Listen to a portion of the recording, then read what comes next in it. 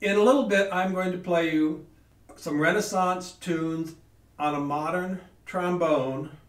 Now, we call the Renaissance instrument a sackbut, but the truth is the Italians called that instrument a trombone.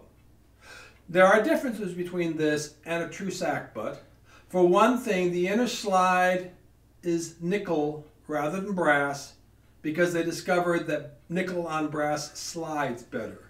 Secondly, there is a small foot at the bottom of the inner slide which is larger diameter, so that you eliminate the air loss from the inner slide but only have friction for a little bit at the foot. A modern instrument has a tuning slide that makes it easier to play in tune, but the reality was, in Renaissance, the horn was pitched a little high, and so the first position was just out a little, just like a tuning slide might be pulled out a little. I have a spit valve that has no impact whatsoever on the musicality of the instrument.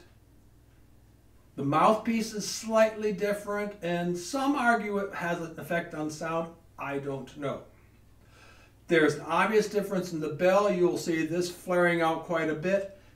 A traditional sackbut only flared out like the first part. More importantly, a traditional sackbut, the edge of that bell was incredibly thin because that's the metallurgical skills they had at the time.